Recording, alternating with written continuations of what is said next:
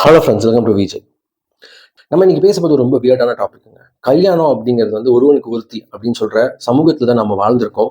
நம்மளோட சமூகம் அதை பத்தி தான் கேட்டு வாழ்ந்து பார்த்து பழகி எல்லா கலைகள்லையும் அப்படிதான் கேட்டு பழகிருக்கோம். ஆனா நம்ம இந்தியாவிலேயே ஹிமாச்சல் பிரதேஷ்ல ஹட்டி அப்படின்ற ஒரு சமூகத்தினர் அவங்க வந்து பாத்தீங்கன்னா கிட்டத்தட்ட 1000 ஆண்டுகளா மகாபாரதத்துல திரௌபதி கல்யாணம் அப்படின்னு ஒண்ணு இருக்குங்க. பஞ்சபாண்டவர்கள் ஒரு பெண்ணை திருமணம் செஞ்சுப்பாங்க.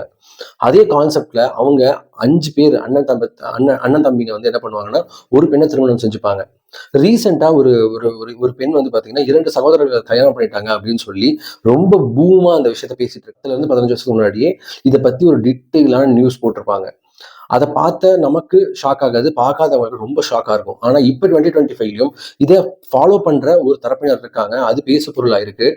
சரி, எதனால இதை பேசுறாங்க, எதனால இதை கல்யாணம் பண்ணிக்கிறாங்க அப்படிங்கிற ஒரு முக்கியமான விஷயத்த அவங்க சொல்றாங்க. முதல் காரணம் மகாபாரதம். அங்க அவங்க வேண்டுற தெய்வமாவும் அவங்களை பாக்குறாங்க. அதே போல முக்கியமான இன்னொரு காரணம் அவங்களோட நிலங்கள் அப்படிங்கிற ஒரு விஷயங்களும் காசுக்காக சண்டை போட்டுக்கிறதும் பிரிவினை வராம இருக்கிறதும் அப்படிங்கிற ஒரு முக்கிய காரணம் இருக்கு. அண்ணன் தம்பிக்குள்ள சண்டையும் வந்துடக்கூடாது அப்படின்னு ஒரு காரணம் சொல்றாங்க. இது நிறையவே வந்து பாத்தீங்கன்னா இன்னைக்கு இந்த விஷயங்கள் வந்து அங்கேயும் மாற தொடங்கியிருக்கு. ஒருவனுக்கு ஒருத்தி அப்படின்ற அந்த கான்செப்ட்குள்ளாரையும் வந்திருக்காங்க. ஆனா இது எல்லாருமே ஒத்துக்கிட்டு ஃபேமிலியா அரேஞ்ச் மேரேஜ் தான் இது பண்றாங்க. இன்னைக்கு நடந்த இந்த விஷயம் ரொம்பவே ரொம்பவே ஷாக்கிங்கா இருக்கு. உங்களுக்கு இந்த விஷயங்கள் புதுசா இல்ல ஃபர்ஸ்ட் டைம் கேக்குறீங்களா? உங்களுக்கு இதெல்லாம் எப்படி இருக்கு அப்படிங்கறத கமெண்ட்ல ரிலீவ் பண்ணுங்க. தேங்க்யூ சோ மச் ஃபார் வாட்சிங் விஜய்.